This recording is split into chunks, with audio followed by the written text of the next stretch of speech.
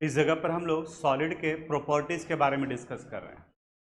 Solid chapter का नाम ही था सॉलिड स्टेट, और अब हम लोग इस चैप्टर के एंड पर चले आए, यानी कि दो टॉपिक बाकी रह गया है, एक इलेक्ट्रिकल प्रॉपर्टी और दूसरा मैग्नेटिक प्रॉपर्टी। यहाँ सारा कंटेंट इस जगह पर लिखा हुआ है, ठीक है। बाकी के जो ऑनलाइन हैं वो इसको नोट कर लीजिएगा आप क्लास ख़त्म होने के बाद में। समझने वाला पार्ट को हम लोग यहाँ डिस्कस करते हैं। इस टॉपिक को छोड़ भी दें, हम लोग इलेक्ट्रोकेमिस्ट्री भी पढ़े हैं, उस कंसेप्ट को भी लेकर के चलें कि कंडक्टिविटी के अनुसार से सब्सटेंस को तीन कैटेगरी में बांटा गया है। एक कंडक्टर, दूसरा इंसुलेटर और तीसरा सेमीकंडक्टर। कंडक्टर यानी जिसके थ्रू इलेक्ट्रिसिटी इजीली पास करता है, इंसुलेटर जिसके थ्रू इलेक्ट्रिसिटी पास नहीं कराते हैं, और सेमीकंडक्टर जिनका कंडक्टिविटी वैल्यू कंडक्टर से कम लेकिन इंसुलेटर से ज़्यादा होता है। इस जगह पर थोड़ा सा अलग कंसेप्ट दिया है, इस जगह पर बैंड मॉडल के अनुसार से इसको डिफाइन करने की कोशिश किया है। अब ये क्या है बैंड मॉडल? जो अगर आपको क्लास 11th का एक टॉपिक याद होगा, मॉलिक्यूलर ऑर्बिटल थ्योरी, तो उस मॉलिक्यूलर ऑर्बिटल थ्योरी में हम लोग पढ़े थे बॉन्डिंग मॉलिक्यूलर ऑर्बिटल और एंटी बॉन्डिंग मॉलिक्यूलर ऑर्बिटल, और कुछ इस तरीके से बनाते थे हम लोग। यहाँ ये नीचे में बॉन्डिंग मॉलिक्यूलर ऑर्बिटल आता था, यहाँ बॉन्डिंग मॉलिक्यूलर ऑर्बिटल, और इस जगह पर फिर ऊपर में आता था एंटी बॉन्डिंग मॉलिक्यूलर ऑर्बिटल। इस तरीके से अरेंज करते थे हम। एनर्जी की बात करें तो नीचे वाले का एनर्जी कम है, इससे ज़्यादा इनका है, इससे ज़्यादा इनका है, इससे ज़्यादा इनका है। यानी एटॉमिक ऑर्बिटल के रिस्पेक्ट में जिसका एनर्जी कम होगा मॉलिक्यूलर ऑर्बिटल का वो बॉन्डिंग, और जिनका ज़्यादा होगा वो एंटी बॉन्डिंग। जब भी इलेक्ट्रॉन का फिलिंग करते हैं तो पहले इलेक्ट्रॉन फील्ड होता था बॉन्डिंग में, उसके बाद में इलेक्ट्रॉन फील्ड होता था एंटी बॉन्डिंग में। ये जो बात कर रहे हैं वो क्लास 11th के केमिकल बॉन्डिंग चैप्टर में था, बॉन्डिंग और एंटी बॉन्डिंग। जब मॉलिक्यूलर ऑर्बिटल थ्योरी पढ़े होंगे तब, नहीं पढ़े हैं तब इसके लिए केमिकल बॉन्डिंग पढ़ने का जरूरत नहीं। सिंपल सा बात जो आपके काम का है वो ये, यहाँ ये बताता है एक थ्योरी जिसे हम लोग बैंड मॉडल थ्योरी कहते हैं। ये बैंड मॉडल थ्योरी बताता है कि कोई भी सब्सटेंस कंडक्टर होगा, इंसुलेटर होगा या सेमीकंडक्टर होगा, ये दो बैंड पर डिपेंड करता है। यहाँ पे देखो स्टेटमेंट स्टार्टिंग में जो लिखा हुआ है उसी के अनुसार से, according to band model theory a solid substance has valence band as well as conduction band. जहाँ इलेक्ट्रॉन प्रेजेंट होते हैं उन्हें वैलेंस बैंड कहा जाता है, और जो इम्पटी ऑर्बिटल के कॉम्बिनेशन से बना होता है उसे हम लोग कंडक्शन बैंड कहते हैं। आगे, the energy gap between these two bands classify the solid as conductor, semiconductor and insulator. In conductor the valence band and conduction band may overlap so that electron can easily move from one band to other band and conduct electricity. In semiconductor, there is small energy gap between valence band and conduction band. Therefore, some electron jumps and have little conductivity. और insulator के case में इस valence band और conduction band के बीच में energy gap ज़्यादा होता है। अब इसको समझाते हैं। यहाँ ये बताता है, ये देखो एक बैंड हो गया, इसे हम लोग बोल दे रहे हैं वैलेंस बैंड जिसमें इलेक्ट्रॉन है, और दूसरा वो बैंड हो गया ऑर्बिटल का जो खाली है, इसे हम लोग क्या कहते हैं? कंडक्शन। अब देख रहे हो कि ये दोनों के बीच में एनर्जी गैप नहीं है, तो आसानी से इलेक्ट्रॉन यहाँ से वैलेंस बैंड से कंडक्शन बैंड में इलेक्ट्रॉन शिफ्ट करते हैं और ये कंडक्टर बन गया, यानी कि इलेक्ट्रिसिटी आसानी से कंडक्ट करता है। अगर इस कंडक्शन बैंड और वैलेंस बैंड के बीच में स्मॉल एनर्जी गैप हो, थोड़ा सा, जैसे यहाँ ये देखो, इस जगह पर ये बताओ कौन सा बैंड है? Valence band. इसे क्या कहेंगे? Conduction band. वैलेंस बैंड यानी कि जहाँ पर इलेक्ट्रॉन प्रेजेंट है, कंडक्शन बैंड जो इम्पटी बैंड है। अब यहाँ इनके और इनके बीच में एनर्जी गैप है, तो नॉर्मल कंडीशन में आसानी से इलेक्ट्रॉन नहीं जाएगा, लेकिन जैसे ही थोड़ा सा हीट एनर्जी प्रोवाइड करेंगे, थोड़ा सा सनलाइट प्रोवाइड करेंगे, सोलर एनर्जी प्रोवाइड करेंगे, तो आसानी से इलेक्ट्रॉन यहाँ से जंप करके कहाँ पहुँच जाएगा? कंडक्शन बैंड में। तो ये इस कैटेगरी ऑफ सब्सटेंस को सेमीकंडक्टर कहा जाता है। यानी कि नॉर्मल कंडीशन में जहां से कुछ इलेक्ट्रॉन जंप करते हैं और कुछ जंप नहीं करेंगे। तीसरा कैटेगरी होता है ये, यहां ये वैलेंस बैंड हो गया और इस जगह पर ये कंडक्शन बैंड। अब देख रहे हो इनके बीच में लार्ज एनर्जी गैप है, इनके बीच का एनर्जी गैप लार्ज है, लिख सकते हैं लार्ज एनर्जी गैप। यानी कि आप चाहे हीट करें या कुछ भी करें, इतना ज़्यादा एनर्जी गैप है कि यहाँ से इलेक्ट्रॉन यहाँ शिफ्ट करेगा ही नहीं। तब वैसे कंडीशन में ये किस रूप में काम करेगा? इंसुलेटर के रूप। ये क्या बन गया? इंसुलेटर। अब बस काम का चीज जो है वो हमारा ये, according to band model theory a substance में बी कंडक्टर, सेमी कंडक्टर और insulator. It depends on the energy gap between valence band and conduction band. If there is no energy gap, then electron can easily shift from valence band to conduction band, and that substance is called conductor. If there is small, very little energy gap, then to shift the electron from valence band to conduction band, we supply little amount of energy. थोड़ा सा energy देंगे तो ये यहाँ से वहाँ वो shift कर जाएगा। इसे कहा गया semiconductor. And if there is a large energy gap, तो चाहे आप कितना भी एनर्जी सप्लाई करते रहो, इलेक्ट्रॉन वैलेंस बैंड से कंडक्शन बैंड में शिफ्ट नहीं करेगा। तो वैसे कैटेगरी ऑफ सब्सटेंस को क्या कहा जाता है? इंसुलेटर का। क्लियर हुआ? एकदम सिंपल सा डेफिनेशन। अब सेमीकंडक्टर के बारे में बताता है कि सेमीकंडक्टर क्या है। ये अब यहाँ जो डिस्कस करने जा रहे हैं वो फिजिक्स में, मॉडर्न फिजिक्स में आप इसके बारे में डिटेल से पढ़ोगे, लेकिन थोड़ी सी जानकारी हम लोग यहाँ भी। सेमीकंडक्टर यानी जिनका कंडक्टिविटी इंसुलेटर और कंडक्टर का इंटरमीडिएट होता है, इनके कंडक्टिविटी को हम बढ़ाना चाहते हैं। इनके कंडक्टिविटी को बढ़ाने के लिए हमें बाहर से कुछ सब्सटेंस ऐड करने पड़ेंगे, और बाहर से जो सब्सटेंस ऐड करते हैं उस फॉरेन सब्सटेंस की वजह से इस प्रोसेस को डोपिंग कहा जाता है। डोपिंग आप टर्म सुने होंगे, स्पोर्ट्स वगैरह में भी टर्म ये यूज किया जाता है डोपिंग का। जैसे कहा जाता है कि ये डोपिंग टेस्ट में ये प्लेयर जो है पकड़ा गया, जिसकी वजह से इसको बैन कर दिया गया। डोपिंग का मतलब क्या होता है? आपके नॉर्मल इफिशियंसी को बाहर से कुछ सब्सटेंस ऐड कर अगर बढ़ा दिया जाए, तब उस कंडीशन में आपका इफिशियंसी नॉर्मल से एक्स्ट्रा ऑर्डिनरी की तरफ में बढ़ गया, तो उस फेनोमेनन को हम लोग डोपिंग कहते हैं। तो यहाँ कंपटीशन तो होना चाहिए वो नॉर्मल फेनोमेनन में।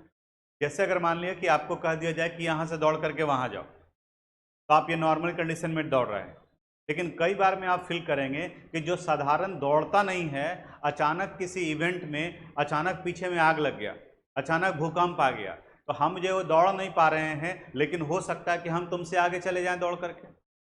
किसको कितना जान प्यारा है, ठीक है, उसके अनुसार से जो है वो जंप लगा जाएगा। पीछे से कुत्ता जो है भौंकना शुरू किया और आपको खदेड़ दिया, अचानक देखे कि अब वहां से आ रहा है, उसके पहले पैर में जो मोच आया हुआ था, आप भूल जाएंगे कि आपके पैर में मोच भी है, आप उस कंडीशन में भी जो दौड़ना शुरू कर देंगे। एक्चुअली होता क्या है कि कुछ हार्मोन का सेक्रेशन होता है बॉडी में। जैसे आप नॉर्मल हैं, आपको टीचर जो है वो डांट रहे हैं, आप सुन रहे हैं, लेकिन अगर टीचर अपने लेवल से एक्स्ट्रा हट करके डांटते वक्त में कुछ वैसी बातें बोल दिए जिसकी जो नहीं बोलना चाहिए उनको, तो आपके बॉडी में भी हार्मोनल चेंजेज आएगा, वो आपके फेस पर दिखेगा, चेहरे का रंग जो है बदलने लगेगा, और मे भी हो सकता है कि आप एक्साइटेड स्टेट में चले। होता है कि नहीं होता है? ठीक है, हर एक चीज़ का जो है वो एक लिमिट है। हम टीचर हैं तो हम आपको डांट सकते हैं, तो हमारा भी एक बाउंड्री लाइन है कि हमें डांटना है तो इस लेवल में ही डांटना है। ये डांटना है कि वो सामने वाला मेरा स्टूडेंट है, मेरा बच्चा है, वैसे ट्रीट करना है। ये नहीं कि वो सामने वाला मेरा दुश्मन है, तो हम आपके साथ में दुश्मन जैसा व्यवहार करेंगे तो जाहिर सा बात है आप भी मेरे साथ में दुश्मन जैसा ही व्यवहार करेंगे।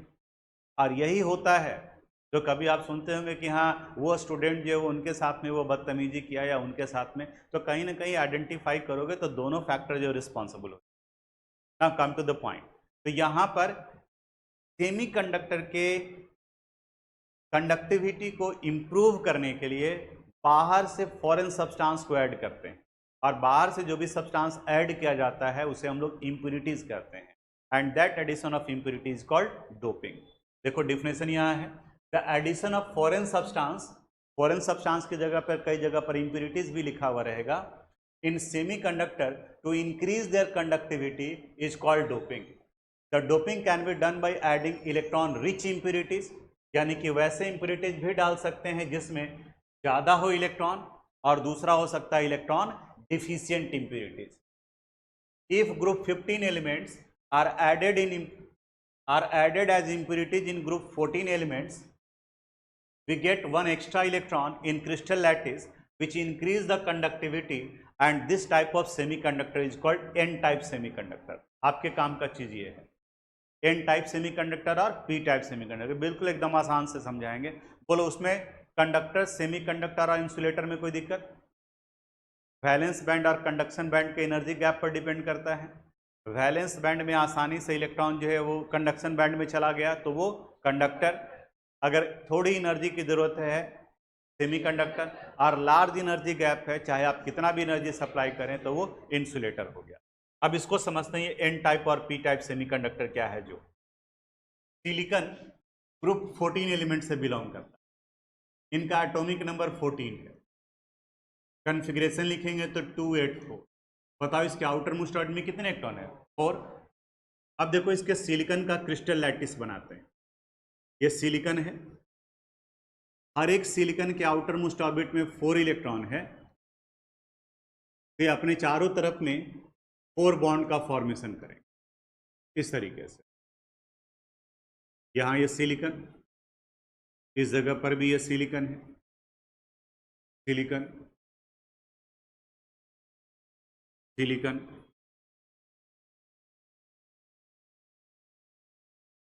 Silicon silicon.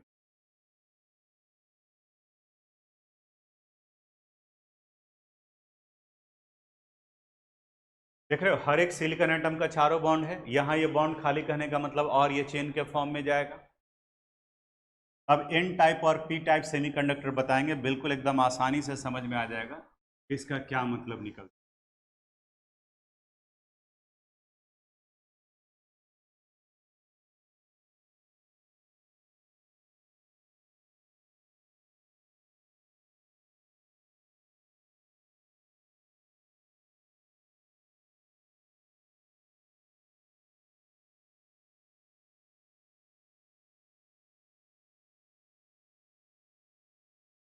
ये नॉर्मल है, यानी ये सेमीकंडक्टर है।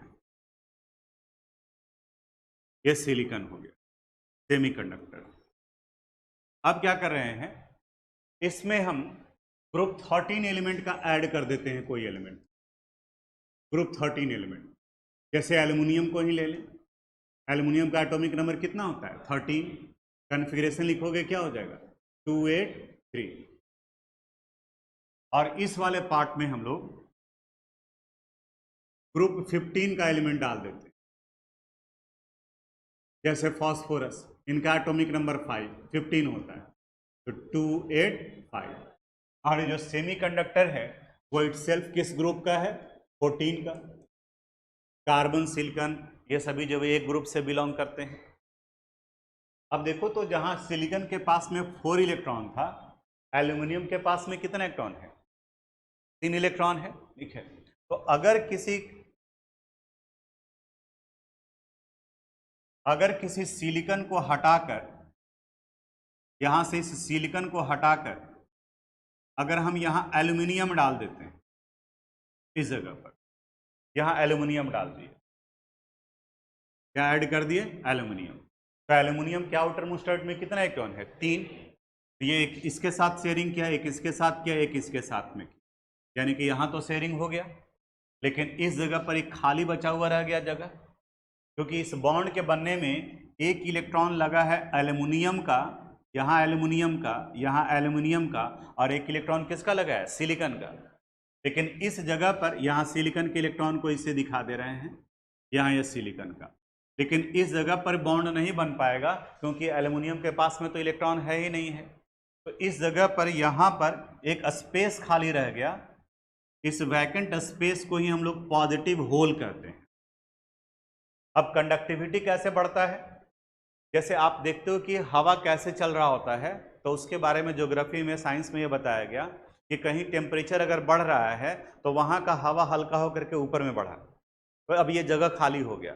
अब इस जगह को फिल करने के लिए दूसरे जगह से हवा इधर की तरफ में बढ़ेगा।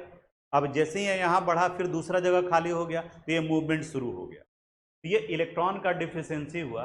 इसको पूरा करने के लिए जैसे ही इलेक्ट्रॉन यहाँ शिफ्ट करेगा तब यहाँ पर भी होल खाली हो जाएगा।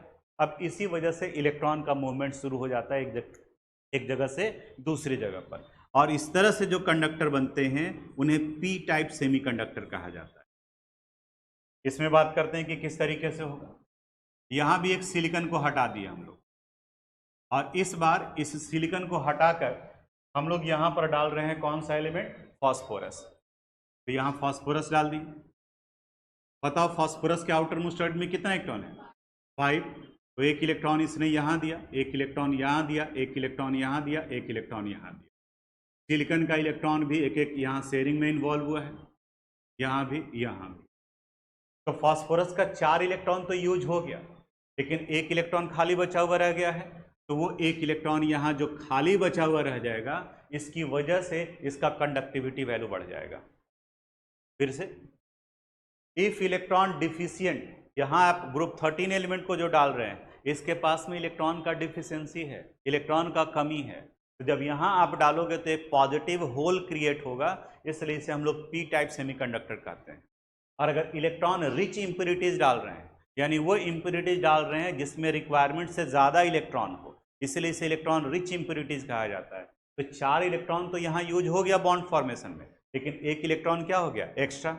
तब जैसे ही आप कंडक्टिव इलेक्ट्रिसिटी सप्लाई करेंगे तो ये फ्री इलेक्ट्रॉन जो आसानी से मूव करेगा, जिसकी वजह से कंडक्टिविटी वैल्यू क्या होगा, बढ़ जाएगा, इंक्रीज करेगा। तो ये बनाएगा कौन सा टाइप ऑफ सेमीकंडक्टर का, एन टाइप सेमीकंडक्टर। फिर से अब सुनो, generally group 14 element like silicon semiconductor के रूप में काम करते हैं, जिनके चारों इलेक्ट्रॉन चारों तरफ बॉन्ड फॉर्मेशन में इन्वॉल्व हो गए। अब इसमें बाहर से कोई सब्सटेंस ऐड करते हैं इनके कंडक्टिविटी को इंप्रूव करने के लिए, then the phenomenon is called doping. तब उसे डोपिंग कहा जाता है।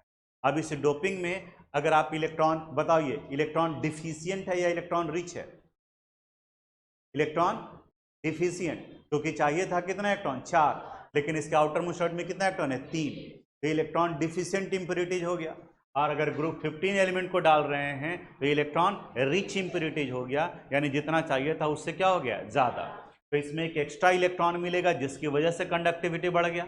और यहाँ पर एक बॉन्ड नहीं बना, ये सिलिकॉन का इलेक्ट्रॉन खाली बचा हुआ रह गया, इसकी वजह से कंडक्टिविटी बढ़ेगा। तो इस तरह के एक सेमीकंडक्टर को हम लोग पी टाइप कहते हैं, और इस तरह के सेमीकंडक्टर को हम लोग एन टाइप सेमीकंडक्टर कहते हैं। बोलो, कंडक्टिविटी क्लियर हुआ। एक लास्ट टॉपिक है मैग्नेटिक प्रॉपर्टीज, इसको भी डिस्कस कर लेते हैं। मैग्नेटिक प्रॉपर्टीज में पैरामैग्नेटिक और diamagnetic. Paramagnetic substances are weakly attracted by magnetic field. Paramagnetic is due to the presence of one or more unpaired electron. ये कई बार हम लोग पहले भी डिस्कस कर चुके हैं कि पूरे इलेक्ट्रॉनिक कन्फिगरेशन को लिखते हैं, इलेक्ट्रॉनिक कन्फिगरेशन लिखने के बाद भी एक भी अनपेयर्ड इलेक्ट्रॉन हो गया तब उस सब्सटेंस को हम लोग पैरामैग्नेटिक, और अगर सारे के सारे इलेक्ट्रॉन पेयर्ड हो गए तब उन्हें क्या कहा जाता है, डायामैग्नेटिक।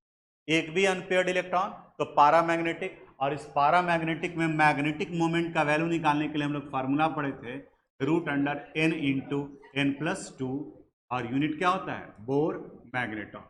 इसमें अनपेयर्ड इलेक्ट्रॉन होंगे, ये वीकली रिपेल्ड होता है, यानी कि सारे के सारे इलेक्ट्रॉन अगर पेयर्ड हैं तब, यानी कि एक भी अनपेयर्ड इलेक्ट्रॉन नहीं है जिनके मैग्नेटिक मोमेंट का वैल्यू क्या हो, 0। तो वैसे सब्सटेंस को हम लोग डायामैग्नेटिक। तो पैरामैग्नेटिक और डायामैग्नेटिक पहले का पढ़ा हुआ है।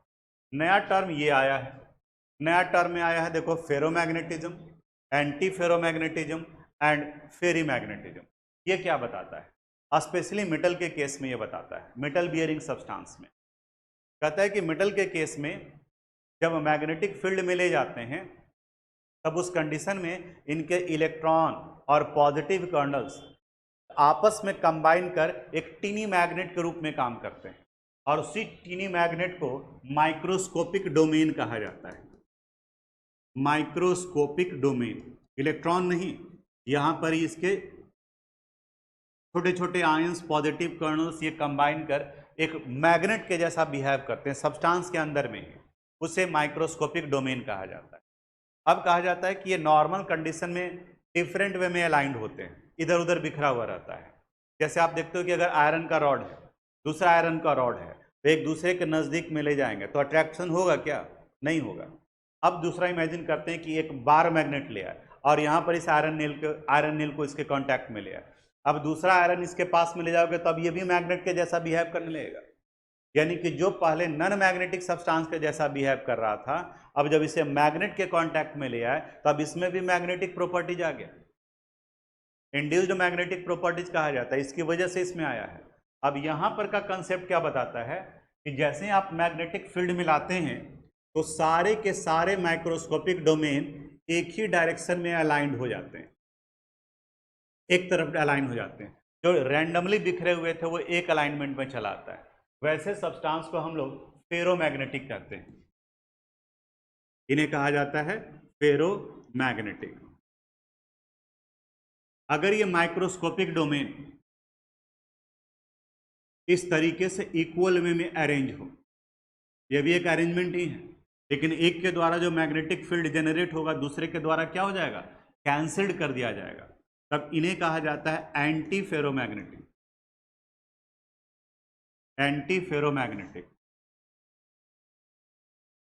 और अगर इनके माइक्रोस्कोपिक डोमेन का अलाइनमेंट अनइक्वल डायरेक्शन में हो इस तरीके से, तो थोड़ा सा मैग्नेटिक प्रॉपर्टीज होगा। जैसे देख रहे हैं कि अपवार्ड यानी कि ऊपर की तरफ में ज़्यादा नंबर है, नीचे की तरफ में क्या है? कम। तो इन्हें कहा जाता है फेरी मैग्नेटिक। Ferrimagnetic. अब डेफिनेशन देखते हैं फिर से। In substance like iron, cobalt, nickel etcetera are attracted very strongly by a magnetic field. Such substances, when placed in a strong magnetic field, their microscopic domain get oriented in the direction of the magnetic field and become a permanent magnet. यानी कि यहाँ पर जैसे देखें कि सब एक ही direction में अलाइंड हो गया, तो वैसे सब्सटेंस को क्या कहेंगे? फेरोमैग्नेटिक। और ये परमानेंट मैग्नेट में कन्वर्ट कर सकते हैं। दूसरा anti-ferromagnetic. Substances like MnO showing anti-ferromagnetism have a microscopic domain in parallel as well as anti-parallel direction and therefore cancel out each other's magnetic moment.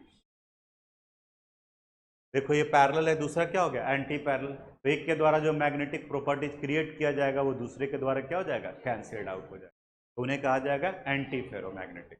इसमें थर्ड वाले में देखो फेरी मैग्नेटिज्म में, when the microscopic domains in the substance are aligned in parallel and anti-parallel direction in unequal number, जैसे यहाँ पर ये unequal number में है, they are weakly attracted by magnetic field as compared to ferromagnetic. यहाँ पर magnetic field सबसे ज़्यादा स्ट्रांग होगा, यहाँ पर जीरो हो जाएगा और उसका मैग्नेटिक फील्ड इसके रिस्पेक्ट में क्या होगा? कम होगा। तो इन्हें कहा जाता है एंटी फेरोमैग्नेटिक। जैसे Fe3O4 magnetite is an example of सब सब्सटेंसेस, यानी उस तरीके से। ये एग्जाम्पल भी आप ध्यान में रखोगे कि किसके बारे में यहाँ पर बताया गया है। अब फिर से सुनो, मैग्नेटिक प्रॉपर्टीज के अनुसार से सब्सटेंस को 5 पार्ट में बांटा गया: paramagnetic, diamagnetic, ferromagnetic, antiferromagnetic and Pheri magnetic.